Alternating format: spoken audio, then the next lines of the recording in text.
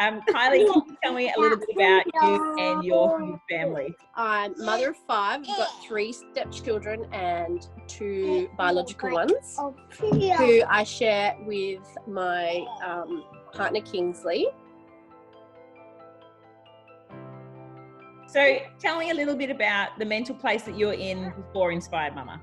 Well, I'm just going to be brutally honest because it is hard, but I think it's really important because it demonstrates how far I've come. I was very severely depressed coming out of the quarantine, being 2020, and I had my moments of being quite suicidal, wanting to run away and not come back, which is really hard to admit, but, you know, especially being a mum, I feel like that's a really selfish thought to ever have. But that's just where I was. It was very dark. I couldn't see any hope in my situation. My partner has severe PTSD, which was really, really hard on him. Mentally, we all really struggled. My weight had gone up because although I felt like I'd been eating really well, it was really, really stressful. I've also got a neurological disorder and an autoimmune illness. I would crash out by like 1 o'clock in the afternoon. So getting a nap in with 5 kids running around is hard. Yeah. My neurological diagnosis was quite new, so I was struggling to come to terms with that. I used to use a walking stick. My partner would have to take time off work and stuff to look after me, so I get like a temporary paralysis. That with my mental health, everyone's little issues coming to the surface. Just difficult situation, you know, everybody needs mum and mum wasn't available to help. And you spoke to me at that point about how you felt that you had used all of your energy up and you felt that you weren't achieving anything, and so you were quite down on yourself about that, and you were really struggling mentally from day to day just to meet like everyday living tasks, like really like cook a meal, make beds, washing. I was struggling with all the stuff. Cooking meal was quite an anxious event. Going to the shops by yourself was a very anxious event. Yep. Going for walks and trying to schedule that in at that point was something really hard for you. Yeah. And it'd be like the main focus of my whole day would be like, I have to go for a walk. I found it really hard to cook when I didn't know what was in the house. The ingredients themselves, the nutritional labels and things like that. Like we spent a lot of time messaging. Yeah, we spent a lot of time messaging about that. And you were learning so much as we went, as I was teaching you like how to read them and what you're looking out for. And talk to me about what you think you've learned about yourself over the last 3 months. I've gone from seeing myself as I'm sick, I've got this illness, which means I can't do this, I can't do that. This is the category I have to fit in. I'm never going to be strong, never going to be healthy or fit. That's just the way it is for me. This is my lot in life. I'm just going to make the best of it, to changing my diet and realizing that I can heal this. It doesn't matter what label the medical industry puts on me. So I felt like that was just what I had to accept. But since I've been on the program, I've been able to heal my gut, my health, basically my whole health all over, to the point where I'm not getting nosebleeds anymore. Even as a child, I was never healthy. I was never fit. I was never strong. I was always the asthmatic with lots of allergies, stuff like that. Mm-hmm.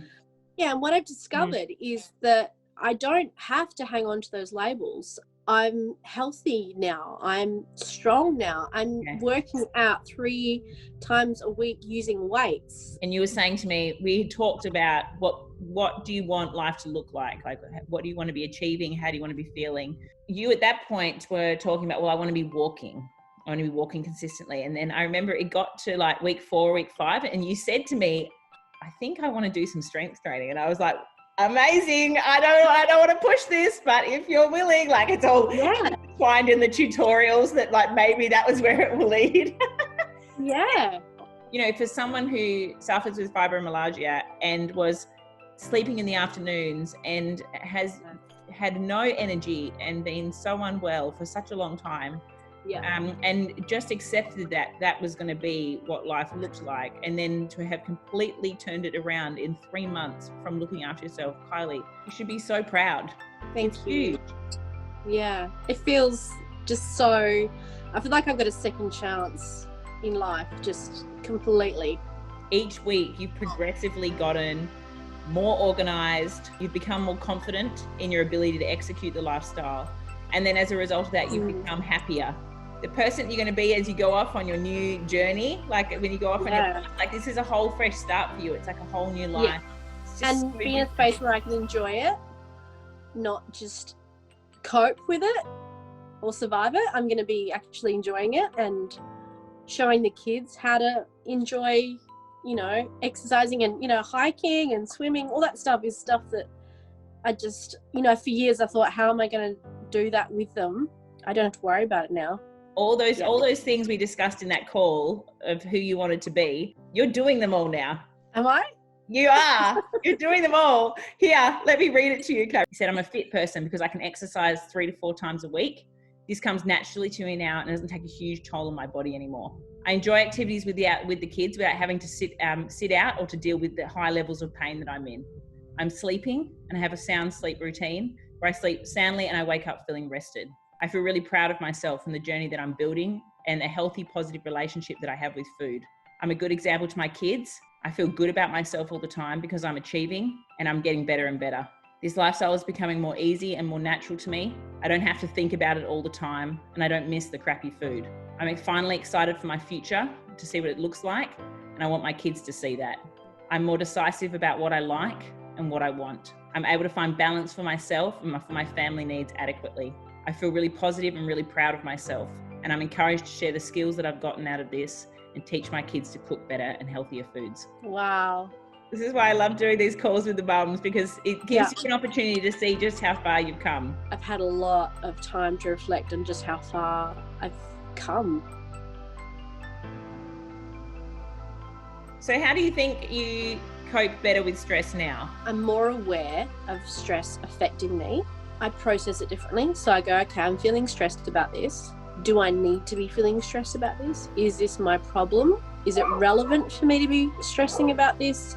Can it be changed? Is it out of my control? And, you know, depending on those answers, you know, the path you take. Oh, so after that 2-week period when we had that big conversation, when you came back on that call and we had our next call, you'd made some decisions which prioritized yourself and your own well-being, which I don't think you would have had the strength to do in the beginning. I was so shocked and proud, I suppose, by your decisions and the fact that you were like, no, I'm going to make some changes here because I'm worthy of removing myself from this situation or whatever. The fact that you prioritize yourself and your health was just so impressive in that moment that you really have to give yourself credit for that. You've come such a long way. Look, honestly, I just love your story and I'm so appreciative that you're willing to jump on and share it because there's going to be so many women that are going to see it and connect with being in that place where they just want things to change, but they're not sure if that's even a possibility for them. Like it's hard to admit that I was ever that low. But in reality, I think as mums, when we put ourselves last because, you know, that's what we think is best, because everyone else needs us. And we're not doing ourselves any favors because we get so burnt out. And then you end up with nothing left to give to anyone. We all need to be in this together and encouraging each other about, you know, where we're at and adding to each other's chapters.